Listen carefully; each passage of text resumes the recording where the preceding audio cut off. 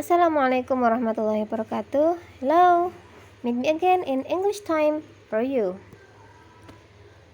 And still from FBIN Kediri, I will describe about key Sharia principles and prohibitions in Islamic finance. Let's start. Bismillahirrahmanirrahim. Sharia law differentiates Islamic finance from conventional finance. Hukum syariah membedakan antara keuangan syariah atau keuangan Islam dengan keuangan konvensional. The Islamic financial system is constructed on economic concepts specified by Syariah. Sistem keuangan Islam disusun berdasarkan konsep ekonomi yang diajarkan oleh Syariah. And what is Syariah? Apakah yang dimaksud dengan Syariah? Syariah is a code of conduct that guides Muslim in social, economic, and political matters. Syariah adalah ajaran-ajaran yang menuntun umat Islam dalam masalah sosial, ekonomik, dan politik. What does Syariah teach? Apakah yang diajarkan oleh Syariah? Syariah promotes balance and justice and discourages behaviors of excess. Syariah mengajarkan keseimbangan dan keadilan serta melarang perilaku-perilaku yang berlebihan. Core ideas promoted by Syariah.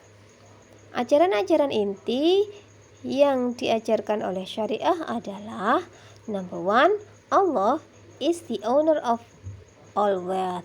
Bahwasanya Allah Subhanahu wa taala merupakan pemilik dari seluruh kekayaan. Humans are merely the trustees of wealth. Sementara manusia itu hanya kepercayaan atau orang yang dipercayai atas kekayaan tersebut, which belongs to Allah. Dan sebenarnya kekayaan tersebut milik Allah. Humans must manage wealth according to Allah's command. Manusia harus mengolah kekayaan tersebut berdasarkan perintah Allah. Apakah perintah Allah tersebut? It promotes justice and prohibits certain activities including wasting or destroying resources, yaitu mengajarkan keadilan dan melarang kegiatan-kegiatan tertentu seperti membuang-buang atau menghancurkan sumber daya. Muslims have the right to enjoy whatever wealth they acquire and spend in Sharia-compliant ways.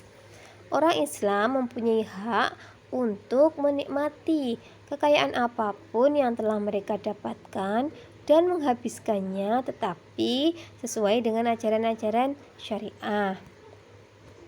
Number 2, material pursuits must be balanced with an individual's spiritual needs. Pencarian atau pemerolehan kekayaan harus diseimbangkan dengan kebutuhan-kebutuhan spiritual individu. Finding balance between economic activities and spirituality is the key. Menemukan keseimbangan antara kegiatan ekonomi dan kegiatan spiritual merupakan kuncinya. A Muslim is expected to seek moderation in the material world. Orang Islam diharapkan mencari tengah-tengah dalam hal materi keduniaan. Number 3, an individual's need must be balanced with society's need. Kebutuhan-kebutuhan individu harus diseimbangkan dengan kebutuhan sosial kemasyarakatan. These considerations include promoting justice in all economic activities. Pertimbangan-pertimbangan ini meliputi pengajaran atau anjuran berbuat adil pada seluruh kegiatan ekonomi, remembering that all people have mutual responsibility for all others, mengingat bahwa seluruh manusia mempunyai tanggung jawab bersama satu sama lain, and using the earth's resources wisely, dan sudah seharusnya untuk menggunakan sumber daya alam secara bijaksana. Number 4, economic transactions should take place within a just, responsible, free market economy. Kegiatan-kegiatan transaksi ekonomi harus pada jalan yang bertanggung jawab. Jadi pada kegiatan ekonomi yang bebas dan bertanggung jawab. Islam does not restrict economic activity, but instead direct it toward being responsible to other people, to the earth, and to Allah. Islam tidak membatasi kegiatan ekonomi manusia, tetapi mengarahkannya supaya bertanggung jawab baik terhadap sesama manusia yang lain, terhadap bumi yang ditinggali, dan juga terhadap Allah Subhanahu wa Ta'ala sebagai pencipta. Islam allows for a free market economy where supply and demand are decided in the market. Islam memperbolehkan pasar bebas, di mana permintaan dan persediaan barang diputuskan di dalam pasar, but it directs the function of the market mechanism by imposing specific laws and ethics. Tetapi mengarahkan pada fungsi-fungsi mekanisme pasar dengan menerapkan hukum-hukum dan etika yang tertentu. A primary purpose for imposing these laws and ethics is to promote social justice. Tujuan utama dari penerapan hukum-hukum dan etika ini adalah untuk mengajarkan keadilan sosial, a balance in which wealth is not accumulated only by a few while most others suffer. Sebuah keseimbangan yang mana kekayaan tidak hanya dikumpulkan oleh segelintir orang sementara yang lain menderita. In support of these principles, Syariah prohibits business transaction based on the following. Sejalan dengan prinsip-prinsip di atas, Syariah melarang transaksi bisnis berdasarkan hal-hal berikut ini. Number 1, interest. Nomor 1 adalah interest atau bunga. Riba. The Arabic word for interest dalam bahasa Arab disebut dengan riba. Means to increase, grow, or multiply into more than what would be due, yang artinya adalah tambah, bertumbuh atau berlipat ganda, melebihi dari apa yang seharusnya. Riba is prohibited by Islam because it creates societal injustice. Riba dilarang dalam Islam karena bisa menciptakan ketidakadilan sosial. In a riba-based transaction, the owner of the wealth gets return without making any effort. Dalam transaksi yang berdasarkan riba, pemilik kekayaan mendapatkan keuntungan tanpa berbuat apapun, tanpa ada usaha. And the borrower carries all the risk. Sementara peminjam menanggung seluruh resiko. Number 2, uncertainty. Ketidakpastian. The Arabic word is gharar. Kata bahasa Arabnya adalah gharar. It means uncertainty or to cheat or tilat, yaitu ketidakpastian, curang atau menipu. Transaction based on gharar are unclear or ambiguous. Transaksi yang berdasarkan gharar itu tidak jelas atau ambigu. Not everyone involved knows what to expect and can make an informed decision. Tak seorang pun yang terlibat dalam transaksi tersebut mengetahui apa yang diharapkan dan bisa membuat keputusan yang sudah diketahui.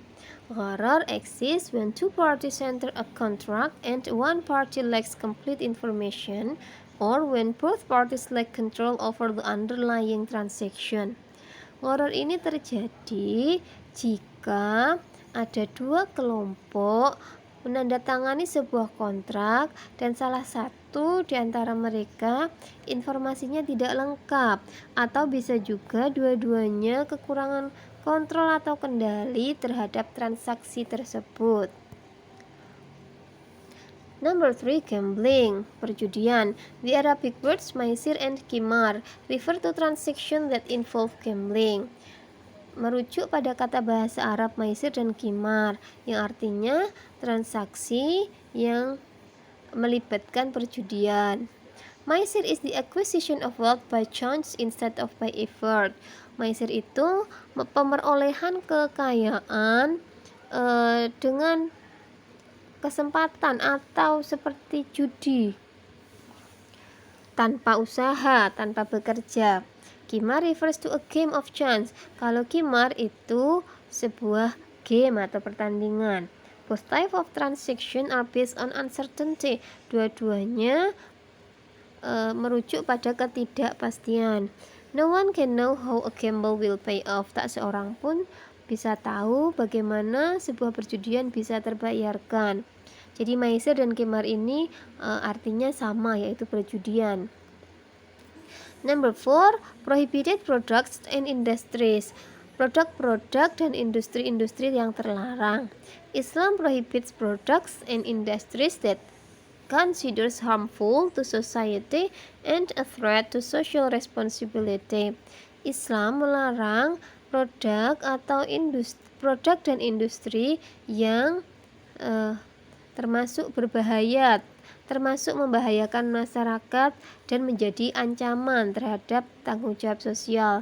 Examples, contohnya alcohol, pork, prostitution, pornography, and any products based on uncertainty or gambling. Contohnya seperti alkohol, babi, daging babi, prostitusi, pornografi, dan semua produk-produk yang berdasarkan ketidakpastian atau perjudian. Alright, thanks for watching. Keep spirits, stay cool and healthy. See you again next time. Wassalamualaikum warahmatullahi wabarakatuh.